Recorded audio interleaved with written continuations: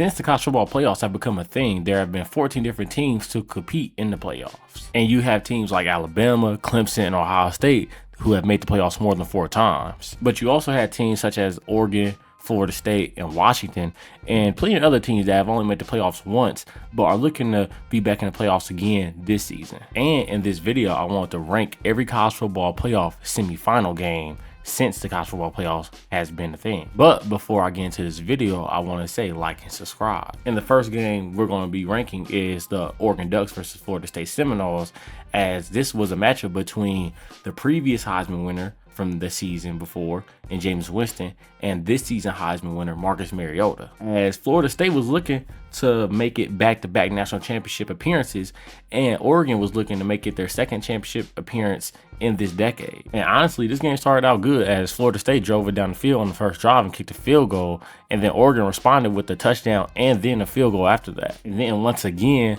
Florida State kicks a field goal and Oregon responds with another touchdown, making it 18-6. And Florida State responded with a touchdown, making it 18-13.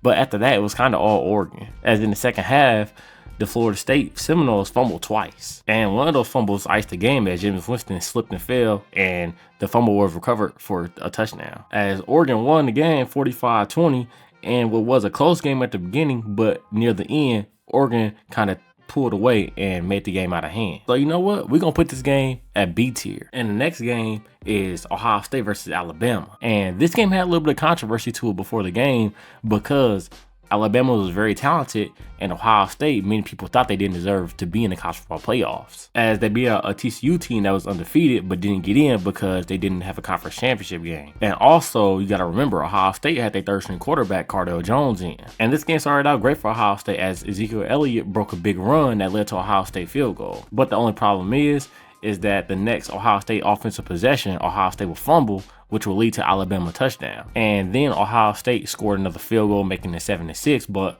Alabama soon scored again, making it 14-6. Then an interception thrown by Ohio State will lead to another Alabama score, making it 21-6, and it looked like Alabama was finna pull away. But soon Ohio State will score another touchdown, and then after that, they would have a trick play that led to a touchdown right before halftime, making it 21-20 at halftime. Then Ohio State would go up 27-21 as they responded with a touchdown on the first possession in the second half. But then Ohio State intercepted the ball, returned it for a pick six, and it looked like they were about to pull away from Alabama, as it was 34-21. But Alabama responded with a touchdown, but a couple Ohio State possessions later, Ohio State will score on that infamous Ezekiel Elliott run. Then at the end of the game, Alabama had a chance to tie it, but it just wasn't meant to be as Blake Sims was intercepted in the end zone. And I'm going to put this game at S tier, as this game had everything you wanted from a college football playoff game. And the next year, the college football playoffs was, well, underwhelming, at least the semifinal games was. And the first game of the college football playoff game I want to talk about was Alabama versus Michigan State. And I'm going to just go ahead and get it out the way. This is the F tier game.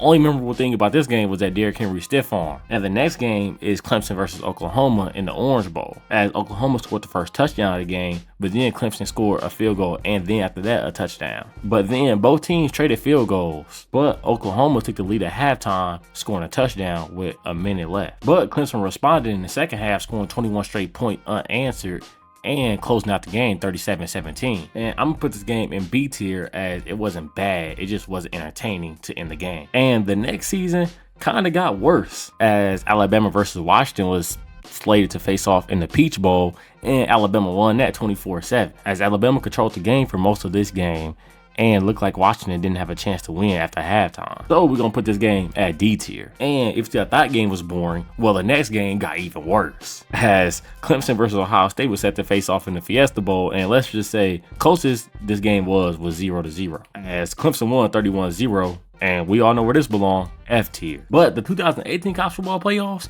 was a saving grace to college football fans. And Alabama versus Clemson is the first game I want to talk about, as they face off in the Sugar Bowl, and well, Alabama won 24-6. And this is another F tier game. And this is why I say this college football playoffs was a saving grace, as the next game was the Rose Bowl featuring Oklahoma versus Georgia. And this became arguably one of, if not the greatest Rose Bowl game of all time. And quickly, Oklahoma jumped out to a 21-7 lead, looking like they might pull away. But then Georgia scored a touchdown. Sonny Michel ran the ball in, making it 14-24. And then after that, Oklahoma drove the ball down the field, had a trick play where CD Lamb threw the ball to Baker Mayfield in the end zone. It was 31-17 going into half, Oklahoma up.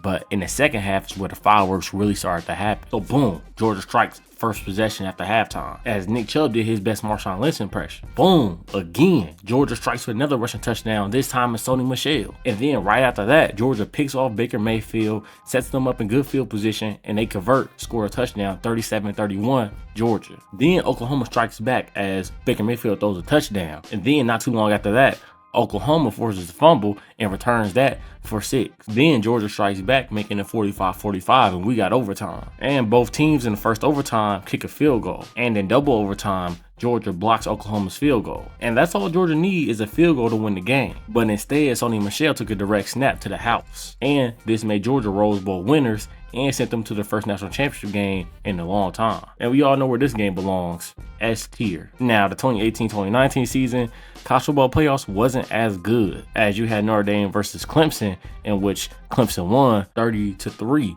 In which Clemson was up 22-3 at halftime. And we all know this game is F tier. Next game is Alabama versus Oklahoma, featuring Heisman winner Kyler Murray. And this is another terrible college football playoff game, as Alabama jumped out to a 28-0 lead real quick. And Oklahoma tried to make it a game, scoring a couple touchdowns, but this was a 2-touchdown game for a lot of this game. So we're going to put this game at D tier. And the 2019-2020 college football playoffs was entertaining, even though we got an F tier game in it. As first game is Oklahoma versus LSU, in which LSU won this game by halftime. But the good thing is, Justin Jefferson had like 5 touchdowns this game. But yeah, F tier game. The next game was featuring Justin Fields and Trevor Lawrence, number 1, number 2 in the recruiting classes. And quickly, Ohio State jumped out to a 16-0 lead. But everything changed after Sean Wade was called for targeting on a hit to Trevor Lawrence. And this hit led to the momentum swinging into Clemson's favor.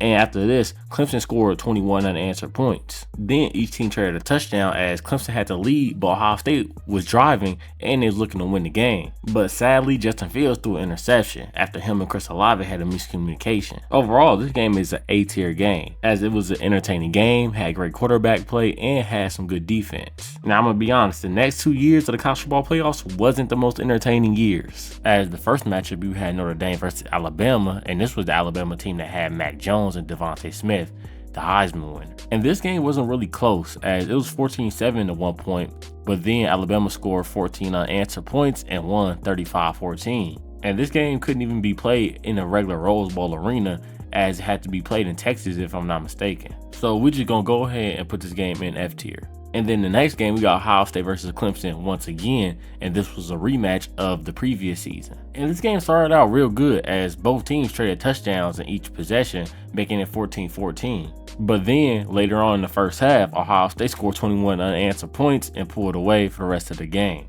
as Ohio State won 49-28. So we're going to go ahead and put this game in D tier. It wasn't the most entertaining game, but at least for the most part, it wasn't like a super blowout. Now, next year's college football playoffs was a snooze fest, as in the first game, you had Alabama versus Cincinnati, and this was the first time a group of 5 team was ever in the college football playoffs. And honestly, I can see why. Fam, I don't even need to rewatch this game. If my memory serves me correctly, I just remember Alabama running the ball down Cincinnati's throat. And honestly, if I'm not mistaken, Alabama won this game like 27-6. It wasn't close at all. So we're going to just put this game at F tier. And the next game, Georgia versus Michigan, was even worse, as I remember getting pizza for this game, and as soon as I take the first bite, this game was over. It was like 27-3 at halftime. Georgia really put a beat down on them boys. We already know where we're putting this game at. I don't even need to say the final score. Now, thankfully, last year's college football playoffs was arguably the greatest semifinal games of all time. As in the first game, you had TCU versus Michigan, and honestly, this game was simply amazing, as Michigan kicked off the game with a big Donovan Edwards run that put them in good field position. And then after that, you had a failed Philly special by Michigan on 4th and goal. And then not too long after that, TCU went up 14 after picking off JJ McCarthy for a pick 6. And then after that, they scored another touchdown on the next possession. And then TCU goes up 21-3 after scoring another touchdown. Then Michigan scored a touchdown, making it 21-16 after a couple field goals also. But then soon after that, JJ McCarthy threw another pick 6 to D Winters. And then both teams scored a couple of touchdowns and TCU was up 41-38, but Michigan looked like they had momentum and was finna take the lead again. And then all of a sudden, Quentin Johnston takes a drag route all the way to the house for 76 yards. And then, after a couple scores, TCU ended up winning the game as they stopped the Wolverines on 4th and 10 and advanced to the national championship game. And we easily gotta put this game at S tier. And the next game is Georgia versus Ohio State. And man, this is peak college football playoff.